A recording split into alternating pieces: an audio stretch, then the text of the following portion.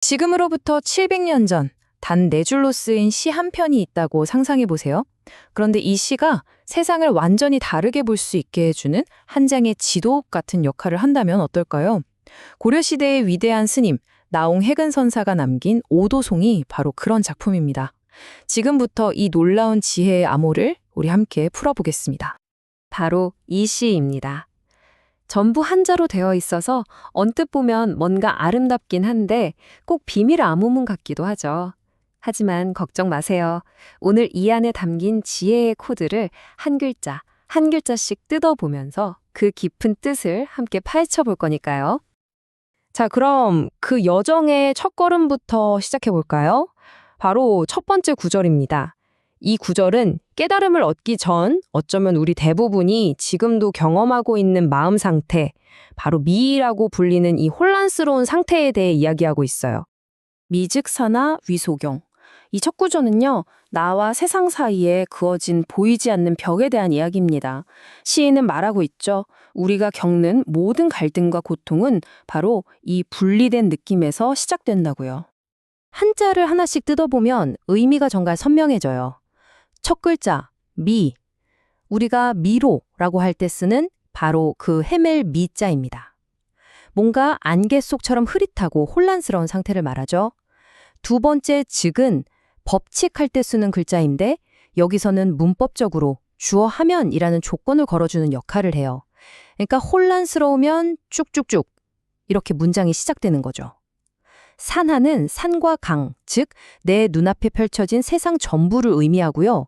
마지막 위소경은 경계가 되는 바가 된다라는 뜻입니다. 자, 그럼 이 글자들을 다 합쳐볼까요?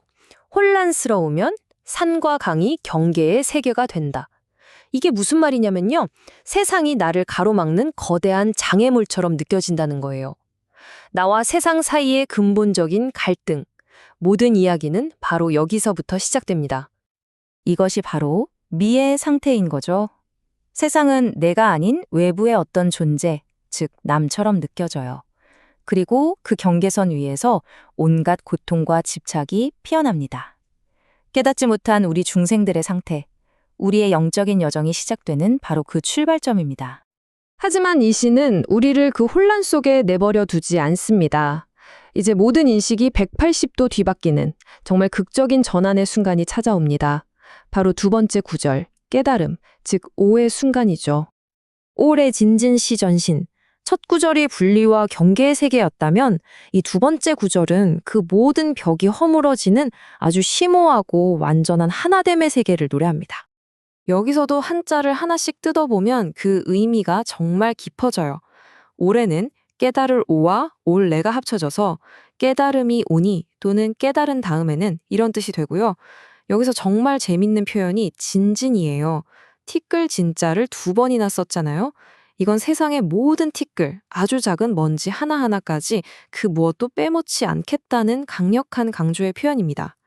그리고 마지막 시전시는 이것이 바로 온몸이다 라고 선언하는 거죠. 깨달은 후에는 세상의 모든 티끌 하나하나가 바로 나의 온몸이다. 와, 정말 엄청난 선언 아닌가요? 나와 세상이 더 이상 둘이 아니라는 이 심오한 철학적 외침이 이 시의 가장 핵심적인 전환점이라고 할 수 있습니다. 보세요. 두 세계가 이렇게나 극명하게 갈립니다. 미의 세계에서는 세상이 나와 맞서 싸워야 할 대상이었잖아요. 그런데 오의 세계에서는 이 우주 전체가 나의 진짜 몸, 불교 용어로는 법신, 법의 일부가 되는 겁니다. 분리해서 합일로 가는 위대한 여정이죠. 자, 이제 우리는 혼란에서 벗어나 깨달음의 세계로 넘어왔습니다. 그럼 이제 여정이 끝난 걸까요? 꼭 그렇지만은 않습니다. 세 번째 구절에서 선 특유의 아주 급진적인 반전이 우리를 기다리고 있거든요. 여기서 우리는 당연히 이런 질문을 던지게 되죠. 아니, 깨달음을 얻었으면 된 거 아닌가? 최종 목표를 이뤘는데 그 너머에 대체 또 뭐가 있다는 말이지? 하고요. 미오 양두구 타료. 바로 이 세 번째 구절이 우리가 깨달음이라는 것에 대해 가졌던 모든 고정관념의 정면으로 도전합니다. 이 시 전체의 핵심 가르침이 바로 여기에 담겨 있어요. 여기서 핵심이 되는 글자는 양두와 타료입니다. 미오, 즉 혼란과 깨달음이라는 양쪽 머리, 양쪽 끝을 모두 다 함께 타료, 쳐서 없애버렸다는 뜻입니다. 그냥 놓아버렸다 정도가 아니라 쳐서 없앴다니 정말 과감하고 역동적인 표현이죠. 그러니까 핵심은 이거예요. 혼란과 깨달음, 이 두 가지는 사실 동전의 양면과 같다는 겁니다. 한쪽 면만 가지려고 애쓰는 건 의미가 없죠. 진정한 자유는 그 동전 자체를, 즉 이건 좋고 저건 나쁘다고 나누는 그 생각 자체를 놓아버리는 데서 온다는 거예요. 이것이 바로 선에서 말하는 진짜 초탈의 경지입니다. 혼란도 버리고 심지어 깨달음이라는 개념마저 싹 다 버렸습니다. 그럼 대체 뭐가 남을까요? 마지막 구절이 아주 단순하면서도 아름다운 답을 우리에게 보여줍니다. 조족의 향후 경영. 이 마지막 구절은요, 저 높이 떠있던 철학적인 관념의 세계에서 우리를 단숨에 땅으로 아주 구체적이고 평범한 어느 날 아침의 풍경 속으로 데려옵니다. 한자 하나하나가 마치 소박한 풍경화의 붓터치 같아요. 조조, 아침마다 매일매일. 개, 닭이, 향, 어딘가를 향해서. 어딜 향하냐면 바로 오경, 옛날 시간으로 새벽 3시에서 5시 사이의 그 깊은 새벽을 향해서. 운다는 뜻입니다. 그렇습니다. 모든 것을 초월한 그 최종적인 경지라는 건 무슨 신비로운 환상을 보거나 초능력을 얻는 게 아니었어요. 그건 바로 매일 아침 어김없이 새벽을 알리는 저 닭의 울음소리. 가장 평범하고 당연한 현실에 대한 깊은 긍정과 감사. 바로 그것이었습니다. 아니 그래서 닭 우는 소리가 깨달음이랑 도대체 무슨 상관이 있다는 걸까요? 바로 여기에 선불교의 궁극적인 메시지가 숨어 있습니다.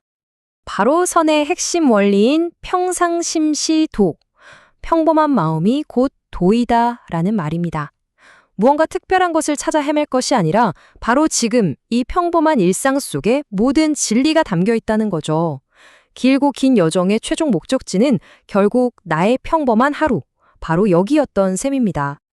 한번 정리해 볼까요? 이 시는 분리된 자아의 혼란에서 출발해서 우주와 하나가 되는 합의를 경험하고 그 좋다는 깨달음의 개념마저 훌쩍 뛰어넘는 초월을 거쳐서 마침내 모든 진리가 담겨있는 평범한 일상으로 되돌아오는 하나의 완벽한 여정을 우리에게 보여주고 있습니다.